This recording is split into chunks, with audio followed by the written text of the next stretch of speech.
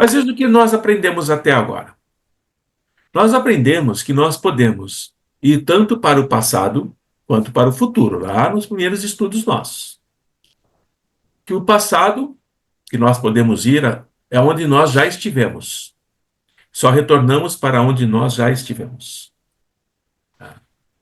Onde nós já tivemos experiências, vivências, alegrias, tristezas, prazeres, sofrimentos ao passado. E podemos acessá-lo usando as técnicas próprias para isso, que são as regressões de memória ou terapia de vidas passadas, quando precisa fazer terapia.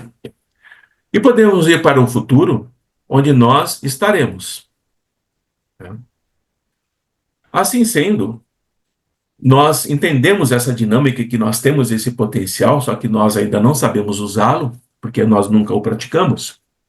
Nós entramos num outro quesito ainda de estudos que já fizemos, que nós vivemos uma realidade objetiva, que o nosso irmão, autor da obra, chama de realidade objetiva 1, que é essa que nós estamos agora, cercados por objetos que nós podemos tocar, podemos ver, podemos sentir, etc. e tal.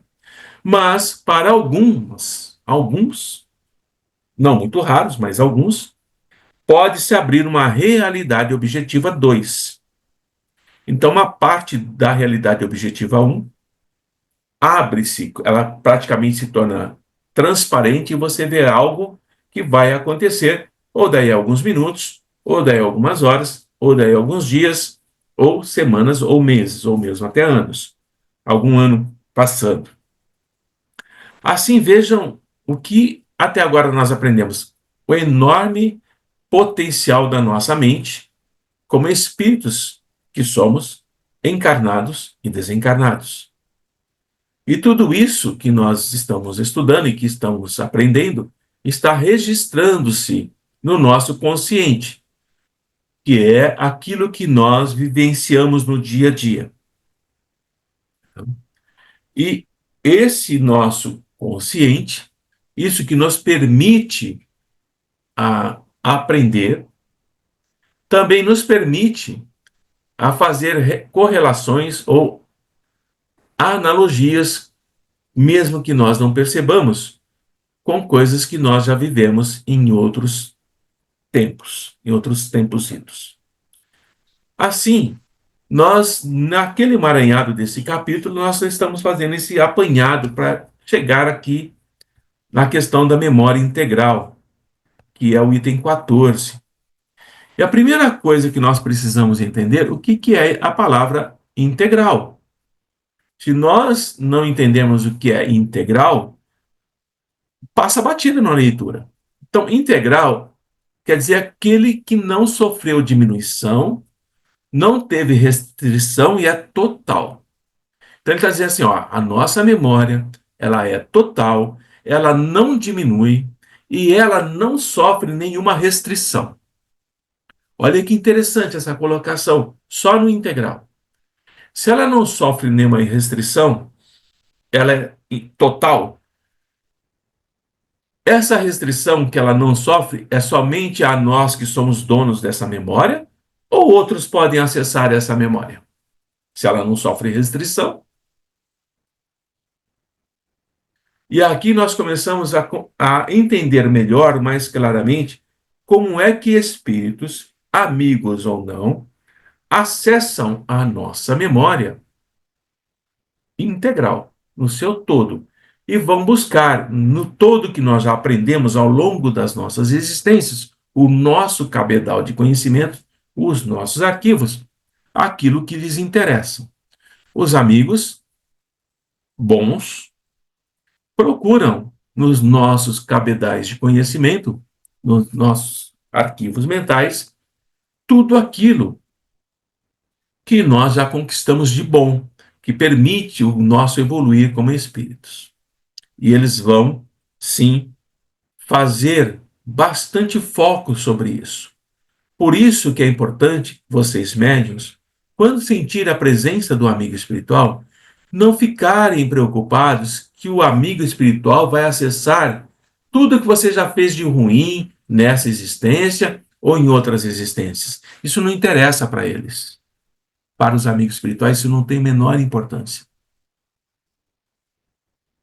Porque ele vai fazer uso dos recursos bons que nós temos. Então, percebeu a presença do amigo? Tranquilo, deixa acessar as memórias, qual o problema? E ele vai, sim, às vezes, relatar uma breve história sobre nós mesmos. Esse irmão que aqui está, ou essa irmã que aqui está, passou por isso, por isso, por isso, mas superou nisso, superou nisso. É uma história, é uma estrutura que nos faz crescer. Agora, os nossos adversários, eles não querem saber o que a gente já foi de bom.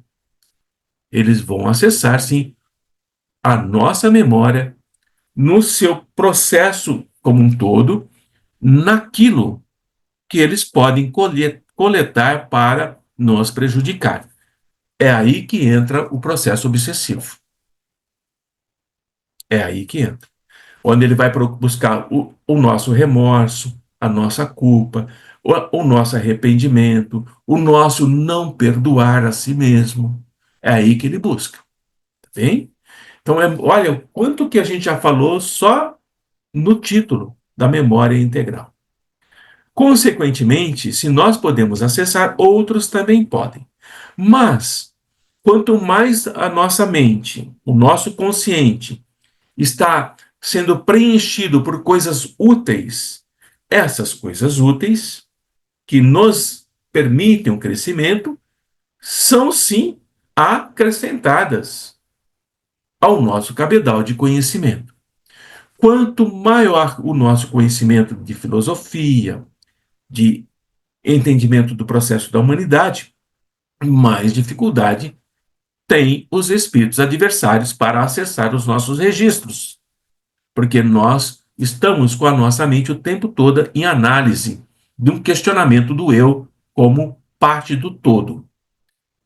E mais fácil é para os amigos espirituais acessarem a nossa memória, porque eu estou exatamente no processo de análise e do conhecimento do todo. Quanto mais vulgaridades eu preencho a minha mente, mais eu me afasto da espiritualidade que quer que eu me desenvolva e mais eu me aproximo daqueles que querem que eu fique onde eu estou. Tá bem? Tranquilos até aqui? Dúvidas? É isso que acontece, gente, nos nossos trabalhos, tá? Então, o nosso irmão vai dizer assim, que eu marquei em vermelho para vocês. Se a memória de uma existência vivida há um século, 100 anos, ou há 40 séculos, pode ser consultada, olha que interessante, com relativa facilidade, e é verdade, não é difícil fazer a regressão, tá? Mediante técnica própria.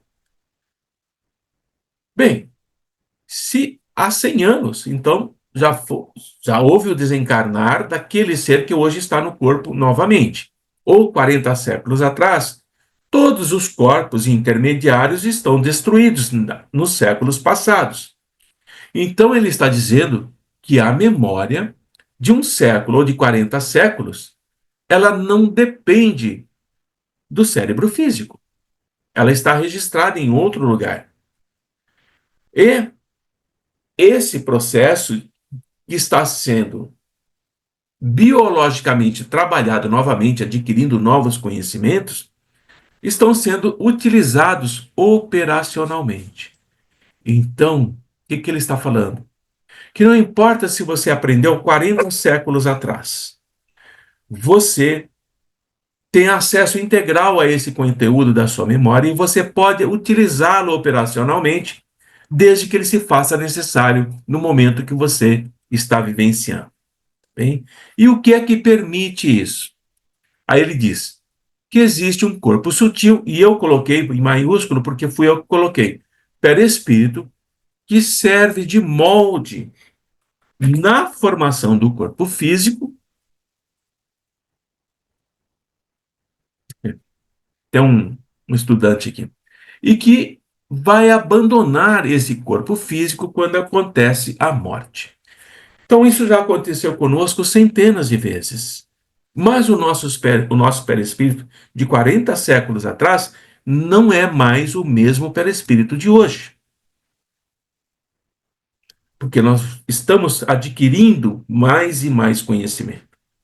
Então, o nosso corpo perispiritual, hoje, ele é mais energia do que matéria. De todos nós que aqui estamos. De todos nós. Ele sempre foi energia e matéria, mas essa proporção vai modificando à medida que nós vamos crescendo espiritualmente. E, quando nós desencarnarmos, mais uma vez, o nosso corpo fica, o nosso perispírito se desprende, mais leve, mais etéreo, mais rico de conhecimentos e vai se preparar para um outro momento. Então, nesse caso, ele diz assim: o corpo perispiritual é mais energético do que material. E ele contém não apenas as matrizes, os moldes, para a formação de um outro corpo, que vai se preparar para o nosso renascimento, como ele também tem um espaço mental para guardar todo o nosso acervo de aprendizado, das percepções e das sensações. Assim, olha que ele enriquece essa informação, ele poderia parar aí, acervo de percepções, mas ele avança, ele diz assim, ó, desde que a consciência começou a se formar nas remotas profundezas do tempo, nos primeiros degraus da escala evolutiva de cada um de nós. O que ele está dizendo? Ele está dizendo que o nosso livre-arbítrio começa quando a gente começa a ter consciência da nossa existência. Enquanto nós não temos consciência de nós mesmos, nós não temos livre-arbítrio, nós somos instinto. São os animais, por exemplo. Como julgar o animal por morder alguém, por devorar alguém, por matar alguém ou algo? É instinto isso. Não há consciência do eu. É a preservação da própria existência. Então, nós só passamos a ter a responsabilidade como espíritos quando nós adquirimos a consciência do próprio eu, de que é o bem, de que é o mal, de que é o justo, de que é o injusto, do que é o certo, do que é o errado. E isso nós vamos aprendendo ao longo dos milênios. Nascendo, renascendo, renascendo, renascendo, renascendo. E tudo isso vai sendo armazenado onde? No nosso perispírito. No nosso perispírito. E é daí que nós entendemos quando Jesus diz que a terra é dos mansos e pacíficos. Porque os maus serão levados. Porque o corpo espiritual dele, o perispírito dele, não é mais aceito pelo processo vibracional do próprio planeta. Porque o planeta também evolui. Então, aqueles que têm um corpo, o perispírito denso, muito denso, que não combina energeticamente com a maioria daqueles que aqui habitam, são levados. Os maus, os ferozes, os violentos serão levados. Daí nós vamos entendendo o que o nosso estudo vai ficando cada vez mais rico com a própria doutrina. E nós sabemos que, segundo o que ele traz aqui, que o nosso cérebro físico é uma estação rebaixadora de tensão energética, que, sob condições normais, deixa filtrar para a consciência, para isso que nós estamos vivendo agora, apenas as memórias da existência atual. Nessa regra tem exceção, que ele está falando aqui tem uma exceção, tá? Nem sempre a reencarnação consegue bloquear as memórias da última existência. Nem sempre. O livro que nós estamos estudando, Nas Fronteiras da Loucura, fala um pouquinho sobre isso. Então, o reencarnar nem sempre bloqueia por completo a nossa memória da última encarnação. Ela deveria estar no inconsciente, mas ela está no subconsciente. E o nosso consciente acessa muito fácil o subconsciente. Então, o que ele está colocando aqui tem ressalva, que apenas as memórias da existência atual, para não tornar demasiado difícil e complexa as decisões a serem tomadas realmente. Porque se nós tivéssemos acessos ao nosso inconsciente da última existência nossa ou de outras, as nossas decisões não seriam tomadas com um critério mais elaborado, nós viveríamos em grandes conflitos de emoções, de sensações, de escolhas, nós não saberíamos nos posicionar. Então, é uma proteção para nós não acessarmos essas memórias que estão no nosso inconsciente, que é de outras existências. Então, as memórias das vidas anteriores são relegadas, esse relegados tem que ser entre aspas, ao esquecimento. Mas elas estão lá. Lembram que a memória é integral? Elas estão lá. E elas exercem discretamente influência sobre a nossa individualidade.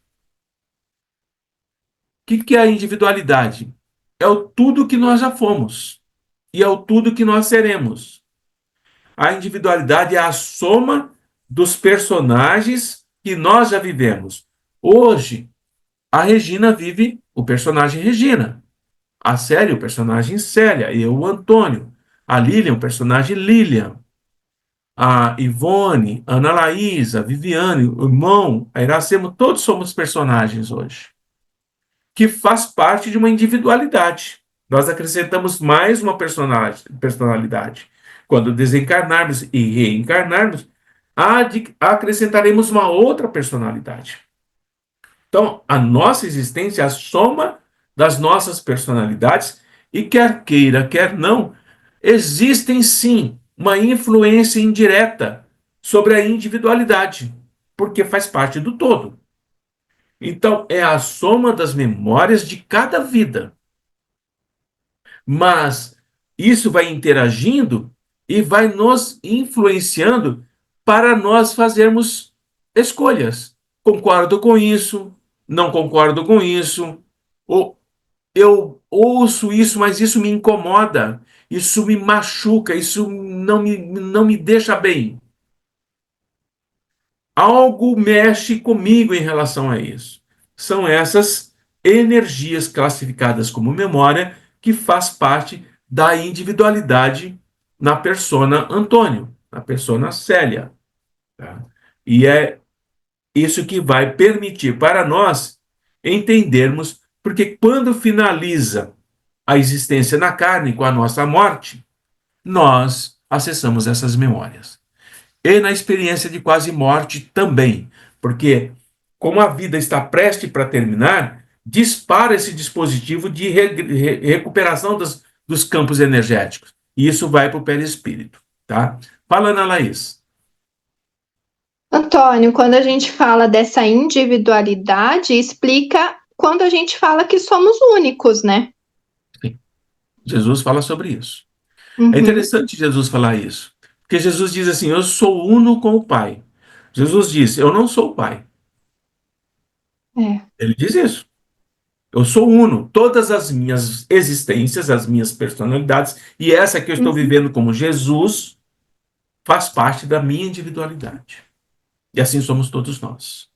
E quando ele diz assim, vocês são unos comigo, você é uno comigo, eu vos chamo de amigo, ele está dizendo, vocês são um. Cada um de vocês é um, que são compostos por várias existências, onde acertaram e erraram, mas vocês evoluirão como eu estou evoluindo. É isso que ele está dizendo. Tá? Então, é exatamente assim. Então, no momento, a gente vê isso muito na. Não sei se a Regina já passou, vivenciou isso, mas nós vivenciamos muito isso em sala de cirurgia ou nas UTIs. Quando a pessoa está quase para desencarnar, ela está mais já no processo de transição para a morte, ela começa, sim, a delirar, entre aspas. O que meu pai está fazendo aqui? Por que ele está me ameaçando? Por que tem essa multidão à minha volta? Por que estão batendo palma? Por que querem me abraçar? Nossa, estou vendo meu avô, estou vendo pessoas que eu não conheço. É exatamente esse recapitular das existências já acontecendo. Tá?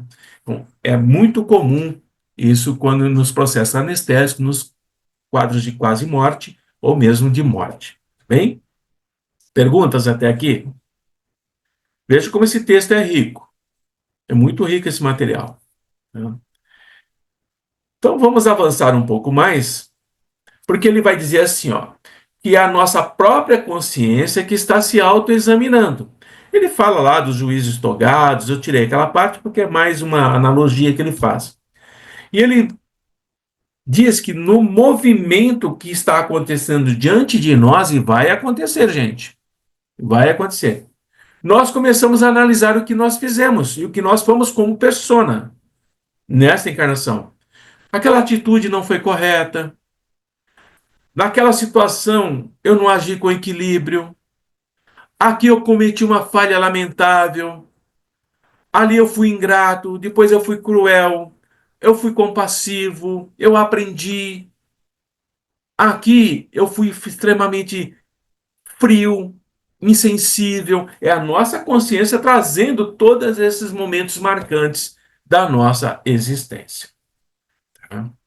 Então vejam, isso vai sendo levado, transcrito, enquanto a gente está nos estertores da morte, né? Naquele estágio quase pré-morte, isso vai sendo transferido para o perispírito. Não quer dizer que seja do jeito que ele está falando aqui. É como ele interpreta. Então, quando transcreve para o perispírito, eu penso que a transcrição é contínua. Eu penso. Nós estamos aprendendo e isso já está indo para o nosso perispírito. Tá? E quando nós estamos no estágio pré-morte, não é que isso venha do nosso próprio córtex cerebral, mas sim como nós estamos já mais fora do corpo físico, nós acessamos com mais rapidez tudo que está no nosso perispírito. E isso passa muito rápido para nós. Eu penso que é dessa forma. Ele diz que isso vai sendo liberado gradativamente, até que quando todos os arquivos já passaram para o perispírito, o cérebro orgânico, que aí eu concordo com ele, é um instrumento inútil e, portanto, é descartável. Consequentemente, qual é o primeiro órgão que degenera após a morte? É o cérebro. É o cérebro. Eu vou trazer uma informação para vocês que não faz parte aqui do estudo, mas é bom enriquecer o conhecimento. Quando faz a necropsia ou a tanatologia, e abre-se a calota craniana para se retirar o cérebro, para ver o tipo de lesão que teve, a causa da morte, etc. E tal. Esse cérebro que é retirado, ele não volta para a caixa craniana. Ele não é colocado lá dentro de novo. Porque ele vai se liquefazer, ele vai se tornar água. E ao se liquefazer, e se ele estiver na calota craniana, ele vai vazar pelo nariz, pelos ouvidos e vai virar uma melequeira. Então ele é colocado dentro do abdômen. Ele é colocado dentro do abdômen. Porque ali é suturado e ele se desfaz ali junto com os restantes dos órgãos, tá bem? Então vejam como ele é inútil e descartável. Ele cumpriu a função dele. E é o primeiro a degenerar, a se desfazer, tá bem? Liquefazer, na verdade. Assim, o nosso estudo e o nosso irmão, o Hermínio, está dizendo assim, ó, que nós renascemos com tudo que a gente já aprendeu. Nada nos é tirado, porque é aquisição nossa, gente. Nada é tirado daquilo que nós aprendemos. A única coisa que nós realmente levamos quando nós desencarnamos é o nosso aprendizado, para o bem ou para o mal, como nós entendemos aqui no nosso planeta. Então, esse acervo que nós aprendemos agora e já tivemos em outras existências, quando nós renascermos de novo, ele vai para o inconsciente. Por isso que quando nós vamos fazer regressão, nós vamos buscar o inconsciente, não o subconsciente. Porque o subconsciente faz parte da existência de hoje. Nós vamos buscar o inconsciente.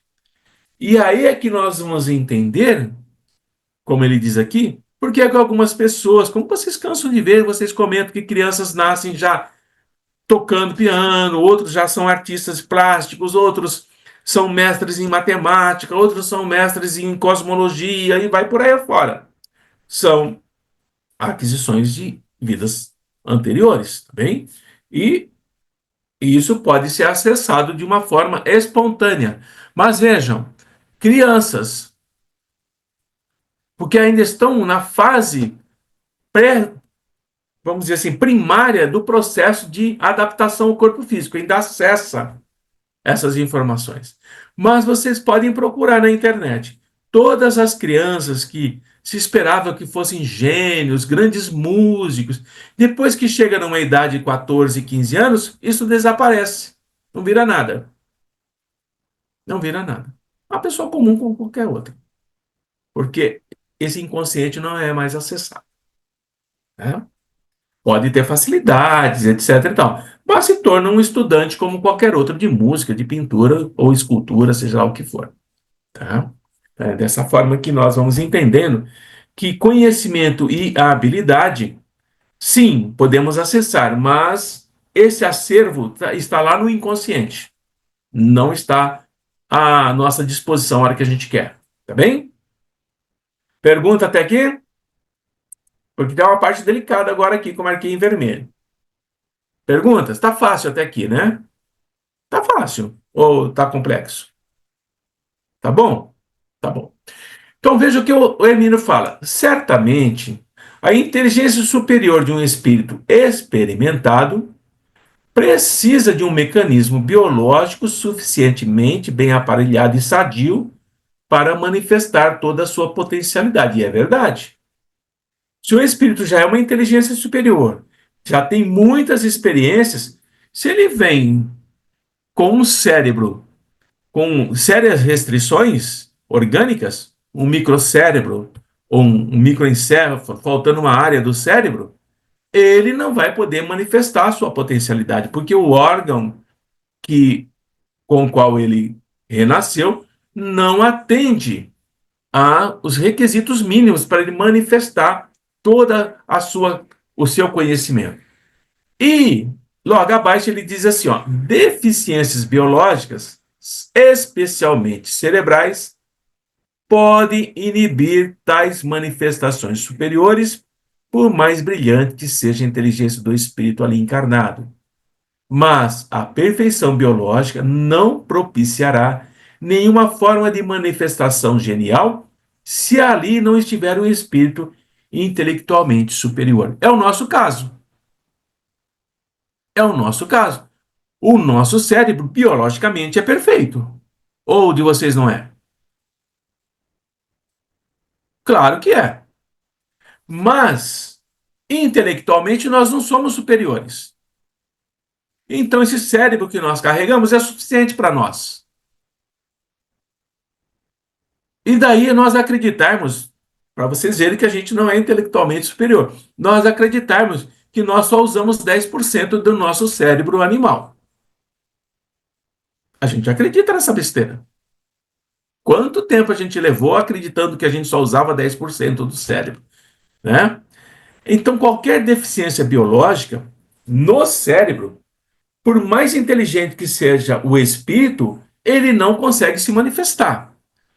Aí a pergunta é: mas se o espírito é brilhante, é inteligente e ele tem uma intelectualidade superior, por que é que ele vem com o cérebro com malformação? E ele vai explicar logo abaixo.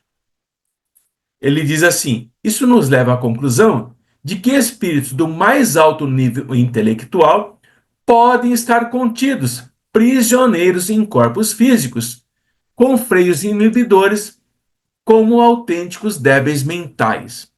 Vejam, já aprendemos, já estudamos, já repetimos várias vezes que intelectualidade e inteligência não significa ética e moral. Já não aprendemos isso? Por isso que espíritos de alto nível intelectual, de alta inteligência brilhante, podem vir sim renascer em corpos onde o cérebro é o processo inibidor que o aprisiona enquanto ele está consciente, enquanto ele está acordado, enquanto ele está na realidade objetiva dele, diária. E podemos olhar para ele e dizer, é um débil mental. Porque para o nosso olhar, ele é um débil mental. Ele não fala, ele não se comunica, o pouco que se comunica não consegue se fazer entender, mas quando esse espírito sai do seu corpo, quando o corpo físico dorme, não tem mais o limite do cérebro orgânico. Não tem mais. E aí toma posse da inteligência dele, do nível intelectual alto que ele tem. Ele toma posse de todos os conhecimentos que ele possui e vai fazer uso disso, de uma forma ou de outra. Mas a justiça divina, as leis universais, dão o livre-arbítrio enquanto ele está fora do corpo.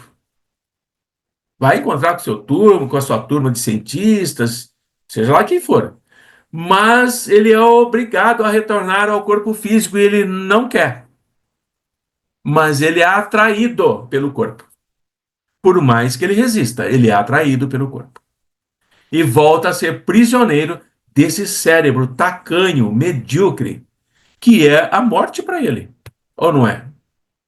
É a morte para ele. Percebe?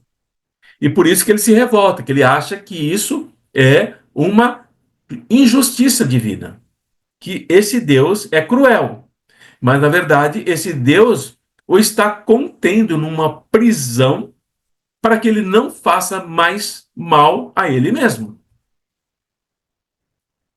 E é dessa forma que nós vamos entendendo que tudo aquilo que está na nossa memória integral, ela é transcrita para o perispírito, e é isso que nos leva a avançar cada vez mais. E mais uma vez eu digo, é necessário estudar. É necessário ler coisas boas. É necessário pegar muita coisa que tem na literatura espírita. Não romances, que são agora escritos pela IA, né? Pela inteligência artificial. Agora os romances estão sendo escritos assim. Espíritas, tá? Eu quero que você desenvolva um romance com tais e tais e tais e tais e tais e tais e tais e tais assim. E aí, sai. Tá bem? Aí você tem que pegar o quê? Dramas da Obsessão, Ivone do Amaral Pereira. Voltei, irmão Jacó. Devassando o Invisível, Ivone do Amaral Pereira. Tem que ser assim, gente, para enriquecer o conhecimento. Desperte e seja feliz, Joana de Ângeles. E a pedidos, a memória e o tempo. Você enriquece conhecimento. Então, o que, que nós estamos fazendo aqui? Se o próprio espírito já atingiu um nível adequado de desenvolvimento, ele pode acessar as suas memórias de outras existências por vontade própria. Então, nós poderemos, ao retornarmos ao plano espiritual, dizer assim: eu quero acessar as minhas memórias anteriores, até onde eu sou capaz. E onde eu não for capaz de acessar, eu quero que alguém me ajude. Com isso, ele está dizendo que haverá, sim, para todos nós, quando estivermos na espiritualidade, terapias de vidas passadas. Espíritos especializados em fazer regressões em nós para situações que nós não somos capazes de relembrar, de buscar. E é desse processo que nós vamos acessando essas memórias anteriores por nós mesmos ou sendo ajudados, por meio, mais uma vez, de técnicas apropriadas, que só aqueles que sabem aplicar poderão aplicar em nós. Dúvidas até aqui? Hum? E onde é que nós vamos precisar de ajuda de terapeutas quando estivermos desencarnados?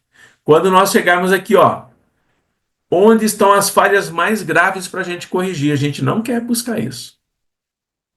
Quem é que quer? Quem quer? buscar espiritualmente, já em espírito, as falhas graves do passado, os nossos enganos, precisar ajustar.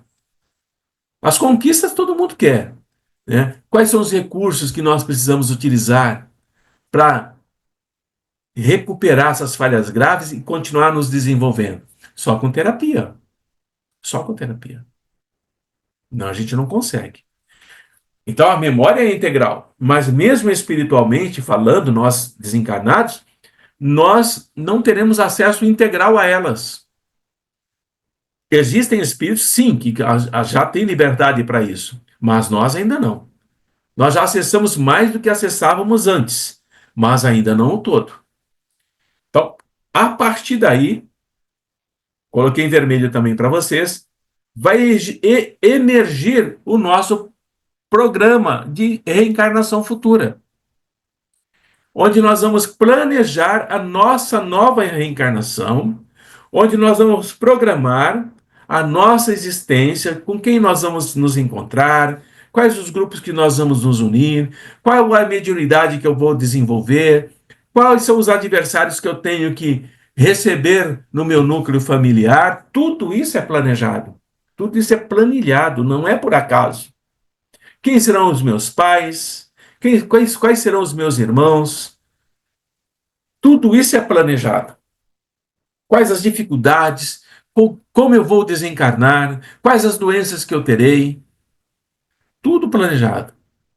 E tudo isso é trabalhado pelos espíritos que são responsáveis pela nossa reencarnação. Acompanhados, claro, por nós que já podemos optar, dar opinião em algumas partes da nossa reencarnação, mas a maioria desses dados da reencarnação serão dados pelos nossos mentores, por aqueles que são responsáveis por nós. Não, até aqui ele escolhe, a partir daqui eu decido. É bem assim. É bem assim. Então, quanto mais nós estudamos e aprendemos, quanto mais enriquecemos a nossa bagagem de conhecimentos, mais nós podemos opinar. Dependemos menos do outro, porque o outro percebe que nós amadurecemos. E a maturidade é preciso que tenha campo aberto para se manifestar, não pode ter portas fechadas. E então, as nossas memórias inconscientes, as de hoje serão inconscientes no futuro, elas são indeléveis, a gente não percebe, mas ela às vezes nos leva a repetir erros que já cometemos no passado, porque nós não trabalhamos, mas elas estão lá causando percepções no nosso perispírito. E é dessa forma que elas podem sim. Lembra que eu falei que às vezes a reencarnação não bloqueia completamente o inconsciente da última encarnação? E é isso que pode vir à tona, onde você reconstitui situações positivas ou negativas. Quando nós sabemos que podemos acessar, porque nem sempre o bloqueio, o esquecimento é 100%, nós ficamos mais atentos ao nosso comportamento. E é assim que nós vamos entendendo que, vou falar de uma outra forma, vocês já passaram pela situação assim, nossa, eu gostaria de aprender música, tocar violão, piano, acordeon, jazz. Aí, de repente, você, nossa, eu gostaria de aprender tal coisa. Depois você, gostaria de aprender tal coisa. Você quer fazer um monte de coisas ao mesmo tempo, mas você sente que não consegue fazer nenhuma delas, porque isso já são experiências vividas que estão em nós. E quando nós assistimos um músico e aquilo nos encanta, porque nós já vivemos algo parecido. Vou dar um exemplo. A minha mãe é analfabeta. De, de tudo. Há um tempo atrás, eu estava ouvindo jazz lá na casa da minha mãe. Eu estava ouvindo jazz. E ela passou. E ela parou. E ela disse assim: Nossa, meu filho, que música linda essa! E era só instrumento, não tinha canto, nada. Que música linda é essa? De onde é essa música? Aí eu contei mais ou menos de onde se originou o jazz, né? E ela ficou pensando assim. Aí eu falei: é bonita a música. E foi embora. Mas eu já sei, através de trabalhos mediúnicos, que a minha mãe, que hoje é analfabeta, ela já foi na Inglaterra e nos Estados Unidos, em encarnações passadas dela, ela já foi professora de gente rica. Tá bom, pode ir, Aninha. Tchau. Ela era tutora de pessoas muito endinheiradas, né? Ensinava tudo, língua, música, matemática, a língua, e vai por aí afora. É, nariz empinado, porque às vezes até hoje ela ainda tem, né? Ela ainda tem. Ela não ensinava os miseráveis, os pobres. Não ensinava. É, e hoje é analfabeta, ainda tem uma postura meio que orgulhosa, meio que prepotente, ela sempre anda assim, pezinha, né? Você vê pelas características do espírito encarnado que ele ainda tem essa questão. Mas voltando ao tema, o Emílio diz que é mais fácil nós construirmos sobre os alicerces existentes, pré-existentes, mesmo que a gente não veja, que está fora da nossa consciência de vigília. Consciência de vigília, fora da consciência de vigília, ele está dizendo que está no inconsciente, tá? É isso que ele está dizendo. Por isso, quais são os alicerces que nós estamos construindo hoje? Doutrina espírita, diálogo com espíritos, permitir a manifestação da espiritualidade amiga, aulas como essa, estudos individualizados de cada um de nós, ouvir e ensinar outros, mandar vibrações para um, mandar vibrações para o outro. Isso é um alicerce que nós estamos construindo, né? E tudo isso nos faz uma coisa muito importante. Nós temos uma autocrítica muito severa. Nós somos muito críticos conosco mesmo. Nós somos tão críticos, né, que às vezes precisa de alguém dizendo: para com isso, para com isso. Você só vai fazer a crítica depois, não agora. Então a autocrítica, ela às vezes, quando ela está muito severa, muito exacerbada, ela é tão prejudicial quanto a invigilância. Os dois extremos. Né? E é preciso que nesses dois extremos você seja o pêndulo, né? Você uma hora é crítico e uma outra hora você tende para a invigilância. E isso faz a gente oscilar o tempo todo. E isso não estabiliza. Então o médium ele tem medo de ser invigilante, descuidado, e aí ele acentua a crítica. E fica nesse oscilar, nesse pêndulo. Quem faz muito isso? Iracema. Quem fazia muito isso? Lília. Fazia? Fazia mesmo. Quem fazia bastante isso? A Lia. Todos nós fazemos. A Célia. Ivone. Nós ficamos nesse oscilar. É ruim? Não, não é. Não é ruim. Porque nós estamos aprendendo sobre nós mesmos. E daí o Mestre Jesus nos fala que é preciso vigiar e orar. Vigie para que você não seja tão crítico que não se permita crescer. E vigie para que você não seja tão invigilante que se permita perder. É isso que o mestre fala. Portanto, vigiar é quando o pêndulo oscila, nem muito para lá, nem muito para cá. Está atento. mas não para, está sempre assim. Tá?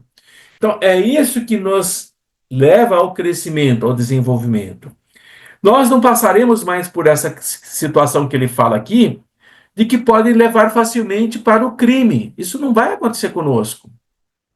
Já fomos criminosos em vidas passadas, mas isso não acontece conosco. Mas ele coloca aqui como alerta, para que tenhamos a compreensão de que já odiamos, que já tivemos desafetos, que nós já fomos criminosos, que nós já, em outros corpos, fizemos extrema maldade, mas essas coisas estão ocultas na nossa inconsciência.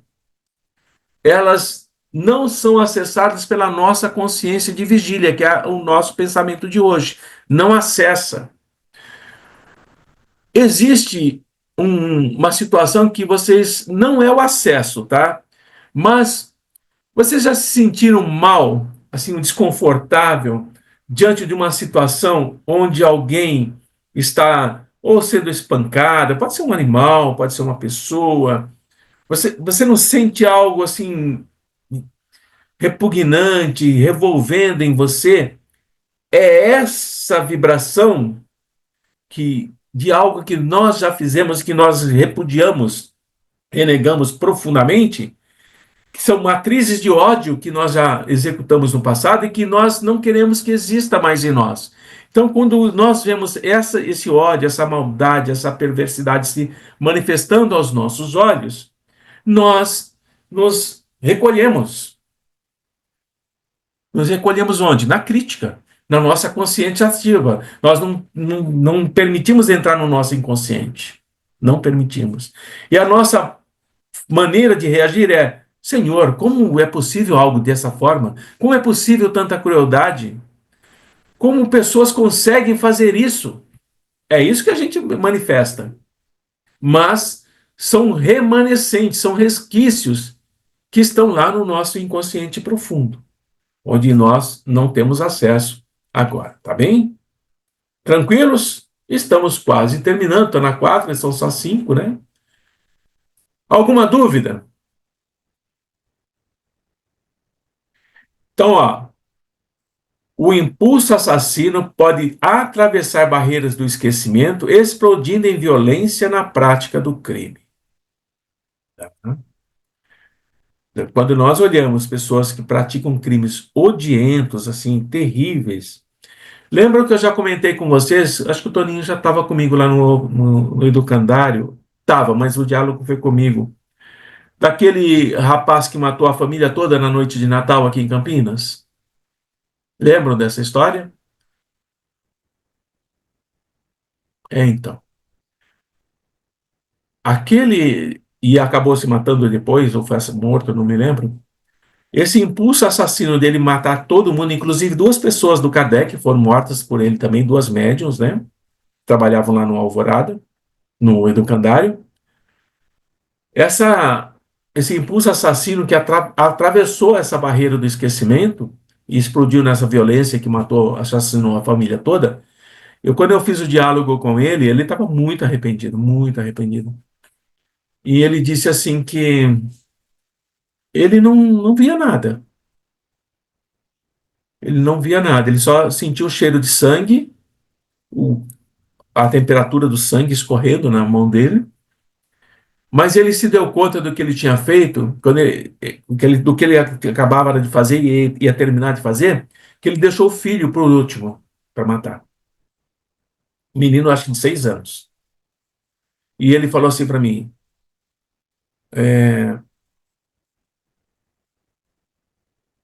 a dor mais profunda é matar o ser que você mais ama. O ser que eu mais amava, eu matei. E isso me destruiu completamente. E eu já estive aqui, e essa é a minha segunda vez que eu falo com você. Ele veio falar comigo pela segunda vez. Na primeira eu achei que eu tinha encaminhado, fazia 2 anos atrás, vamos supor que foi em 2018, eu achei que tinha encaminhado, e aí ele retorna em 2020. Aí eu converso novamente com ele, mas aí ele já estava mais amparado, né? E ele fala que era como se ele tivesse vivendo uma outra vida, onde ele estava em luta, em uma luta cruel com coisas que ele acreditava que. Então, ele praticou aquele crime todo. Então, provavelmente, é possível que esse impulso atravessou essa barreira do esquecimento da consciência atual, porque ele era usuário de drogas, ele era uma pessoa muito violenta, muito possessiva. Então, pode ser que tenha rompido essa barreira e ele fez tudo isso. Tá? Então, temos exemplos os mais variados. Então, no 16, que é o nosso último, ele fala assim: a memória é um banco de dados preservado em toda a sua integridade, com todas as suas minúcias e com todas as emoções, registrados no perispírito, vida após vida, a partir, olha aqui novamente, dos primeiros movimentos conscientes do ser. A partir dos primeiros movimentos conscientes do ser, responsabilidade, livre-arbítrio. Começa a ser registrado no perispírito. Escolhas, atitudes, aprendizados, acertos, conhecimento, tá bem? Então é a partir da consciência. Embora a memória seja um todo harmônico e funcional, ele diz que vai dividir a memória para a gente entender melhor de um certo esquema. Aí ele fala que a memória integral, a unidade operacional é o consciente. Então é o que a gente está vivendo agora, o consciente. Realidade objetiva, tá? Que é o controle do que a gente se liga, com que a gente se liga com o meio ambiente. Ela é uma unidade de passagem. Tudo que a gente está aprendendo está indo ali para o subconsciente. Não retentiva, tá? Mas ela é acessível quando você solicita. Então eu vou dizer assim para a Lilian agora: Lilian, você lembra o que o Augusto falou ontem? Olha ela buscando. Percebem? Então ela está solicitando na memória dela aquilo que eu perguntei. Você se lembra o que o Augusto disse ontem? O que ele falou? Ele contou uma história, na verdade, né? Sobre um caminho, sobre ver a vida passar, uma série de coisas assim. Exatamente. Então, como está muito recente, ela solicita e vem. Lembra que no último encontro nós falamos que não, ela não é sequencial, a memória ela é compacta. E quando você acessa, ela não é seletiva, você pega exatamente aquilo que você precisa. Ela não precisou passar, bom, eu levantei, tomei café, não precisou. Ela foi, buscou e trouxe. É isso que ele está dizendo, tá bem? Só que daqui a uma semana, quando eu vou perguntar novamente para ela, ela vai ter um pouquinho mais de lentidão para acessar, porque está no subconsciente. Já está abrindo campo para as outras informações que estão chegando. E isso acontece com todos nós, tá bem? Tranquilos até aqui? Então ele pergunta: onde estariam os arquivos da nossa vida de hoje? De acesso fácil, instantâneo, disposição do consciente. É? No subconsciente. Quanto mais é recente, mais fácil o acesso. Então, as nossas memórias de um mês atrás ainda estão no subconsciente, mas nós vamos precisar de mais informações para buscar, todos nós. Então, eu vou pensar assim: bom, parece que eu estudei algo sobre realidade objetiva um faz um mês ou dois, mas o que falava mesmo? Onde é que está? Então, eu começo a buscar referências, que nós chamamos de pontos de ancoragem. Eu vou buscar pontos de ancoragem. É o livro, que livro que é? Memória e o Tempo, e estava no capítulo 1. Tá, já dá para eu saber de onde vem isso. Então, são os pontos de ancoragem, que vai levando a tua memória a buscar aquilo que você precisa, tá bem? Então, o que acontece conosco, que tudo está à disposição do nosso consciente, mas eu preciso de mecanismos ou de processos apropriados para acessar aquela memória, ou está no consciente ou no inconsciente. Tudo bem? Tranquilos? Fácil por aqui? E já estamos quase terminando. Alguma pergunta? Eu vou pular um trecho grande aqui que eu já falei bastante sobre isso. Eu falei de processo seletivo, determina o arquivamento do inconsciente do material, né? Então já falei sobre isso. Mas vamos lá. Agora, é muito importante. Eu vou lá no parágrafo, ó, começa assim, lá no 5, na página 5, tá? No ser medianamente evoluído, a norma é ater-se a essa área interditada ao consciente. Bem, quando nós estamos medianamente evoluídos como nós estamos, nós não vamos acessar o nosso inconsciente, a nossa memória total.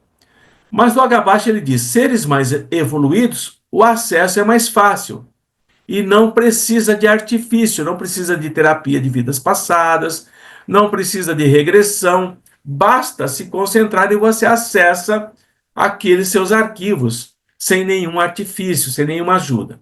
Tá bem? E ele vai dizer que nas camadas mais profundas estão os instintos. Ali você vai não acessar informações que falam com você. Você vai acessar imagens. Não tem verbo. O instinto não conversa.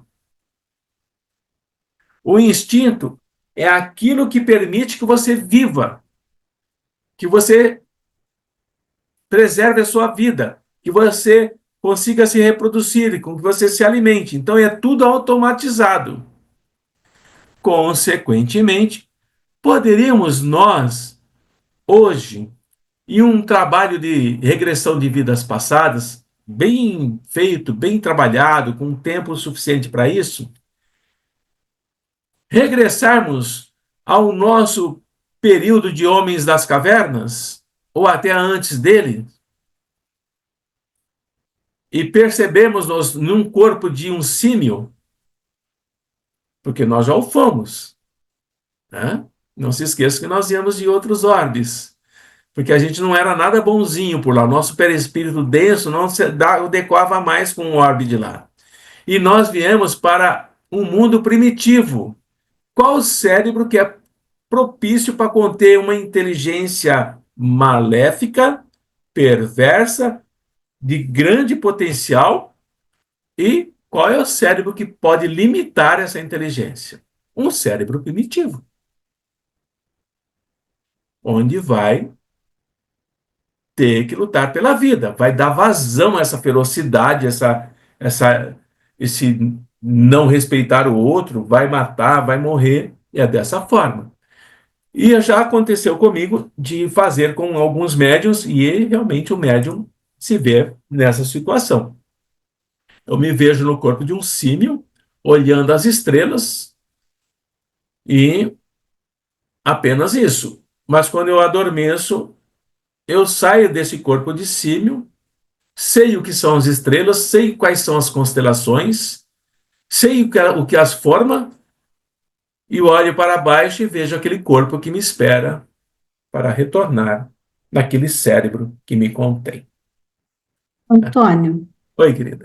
mas nesse caso que você está citando como exemplo, não é a nossa, digamos assim, primeira encarnação como símio, na verdade. Por isso que a gente consegue acessar, né? Porque daí a gente veio de outros orbes assim, ocupando um corpo primitivo, mas a nossa Isso mesmo. memória não é a memória primitiva Não nesse é. exato momento, né? Porque Não é. no caso, nós, pelo que eu pude apreender, a gente não consegue acessar as nossas primeiras encarnações, tipo, logo depois da criação, porque nós não somos ainda conscientes de nós mesmos. É isso? É assim, ó. Quando nós estamos como nós já viemos de outros orbes, nós já sabemos disso, né? E nós somos exilados de orbes que nós já estivemos, né? Porque a gente era muito bonzinho, né? E aí nos exilaram, mandaram para esse orbe aqui, né? Ou outros, vamos dizer assim. Então vamos dizer que quando nós viemos para esse orbe, é preciso um tempo de adaptação no orbe. Então as naus ficam um tempo em órbita para que o nosso perispírito comece a absorver as moléculas do orbe que nós vamos habitar, se adeque, e aí nós podemos nascer aqui, né?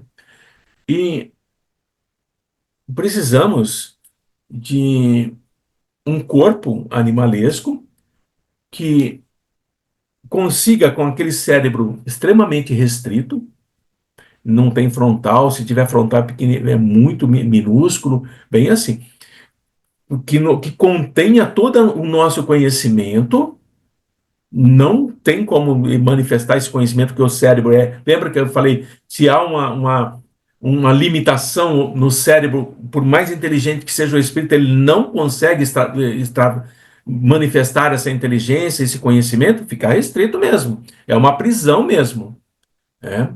E ele vai ficar ali o quanto for necessário. Então é como se fosse um estágio intermediário, onde nós vamos aprender a trabalhar a nossa ferocidade, a trabalhar o nosso processo de entendimento do que é família, do que é clã, do que é tribo, o que é nascer e morrer, o que é nascer e morrer, o que é matar, o que é viver, o que é... E vamos assim. E à medida que nós vamos reencarnando, reencarnando e reencarnando, nós vamos sim nos melhorando. Então, vamos aprender o que a gente sabe, o que é o fogo, vamos aprender depois a roda, vamos aprender o que é se vestir, vamos aprender a cozer, a cozinhar, o que é ter a prole, porque não se esqueçam que, acho que foi até um amigo que contou para nós uma história, ele disse assim, em princípio, vocês que hoje se escandalizam com a morte de pequenos animais, comiam os próprios filhos. Não tinha comida, morava numa caverna, neve para todo lado, seca para todo lado, tinha um bebezinho ali, comida. Comida. Vejam a primitividade, o cérebro contido ali, né? E assim é esse processo. Então, quando, Lilian, ah, esse ser primitivo adormece, vamos chamar esse ser simiesco adormece, é aquilo que eu falei antes, liberta o espírito. Liberta o espírito. Com todo o conhecimento dele. Mas aquela força animal, vital, que está ali naquele corpo peludo, grotesco, forte, vai atrair o espírito de onde ele estiver. Vai imantado. Lembra do cordão fluídico? Então ele vai, mas ele sente saudade da casa dele, do Éden dele, dessa coisa toda. Está amanhecendo o sol naquele planeta, volta. Acorda, matar, comer, sangrar, é luta. De noite, mesma coisa. Então, a consciência, o aprendizado também está acontecendo naquele ser.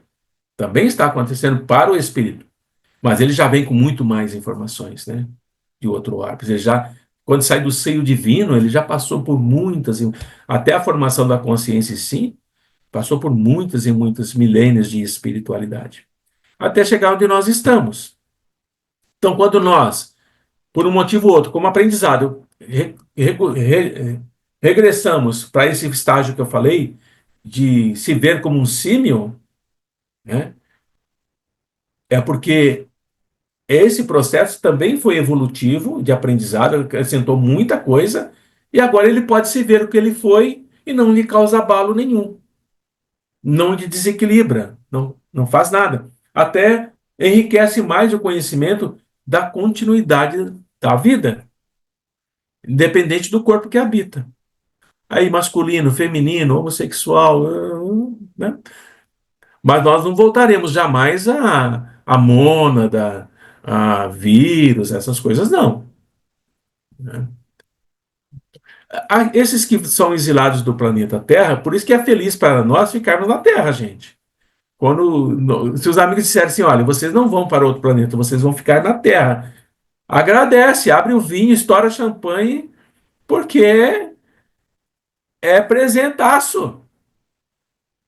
É presente isso. Vocês mereceram, vocês são mansos e pacíficos. A terra lhes pertence, fiquem aqui.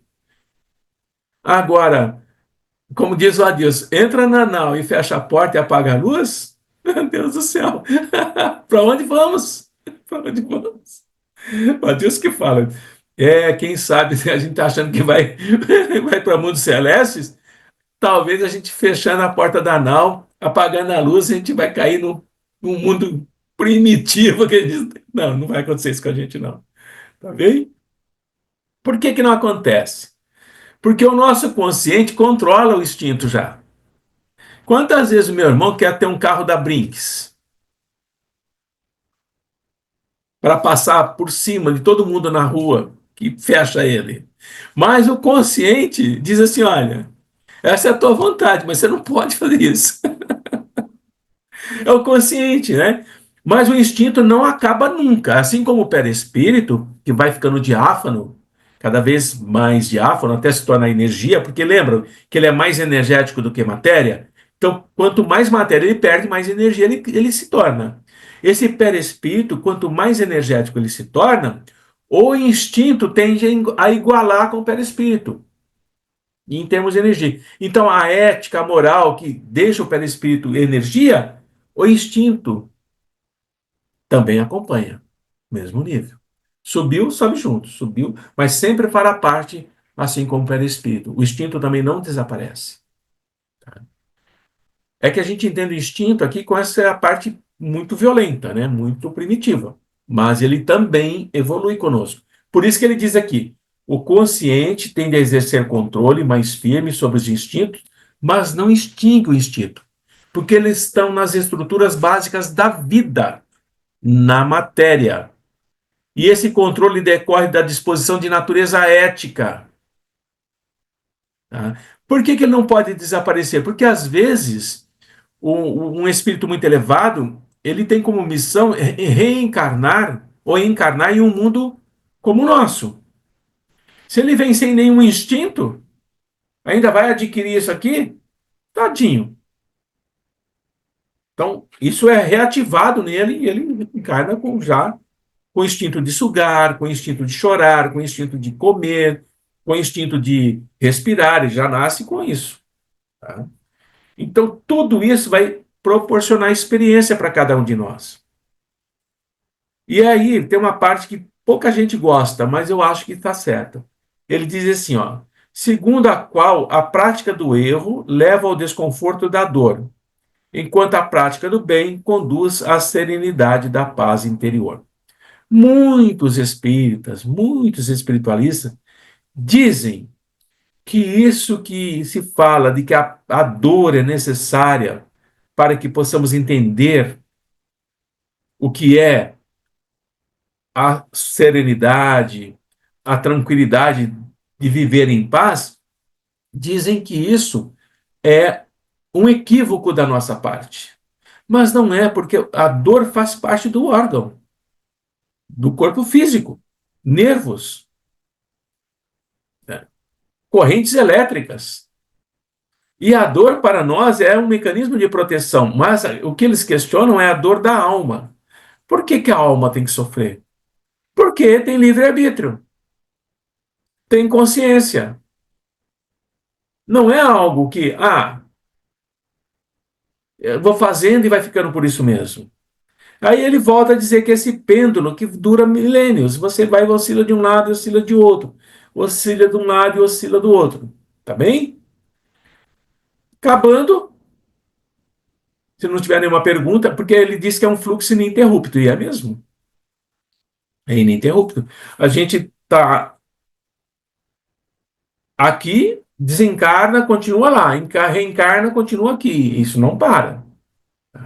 E o evoluir depende somente de nós, né?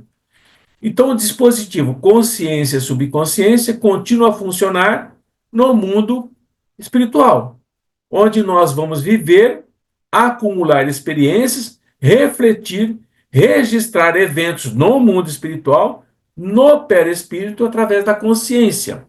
Porque nossa consciência continua lá também. Também.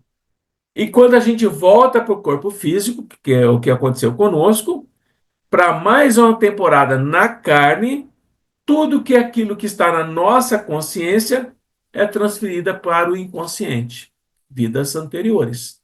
E é dessa forma que nós vamos aprendendo com esse livro que tudo é ininterrupto e que nós podemos sim acessar tanto passado como presente e futuro, tanto aqui quanto na espiritualidade. Quem eu fui como espírito na espiritualidade? O que eu fiz? O que eu estou fazendo e o que eu serei? Também é a mesma dinâmica. Bem? E aprendemos também que o cérebro físico ele apenas rebaixa todo esse conhecimento para que a gente não seja atrapalhado no nosso aprendizado de hoje. Tudo tranquilo? 21 horas e 10, 15, 20 minutos. Acabamos. Dúvidas? Tá tranquilo, né, gente? Tá fácil isso aí.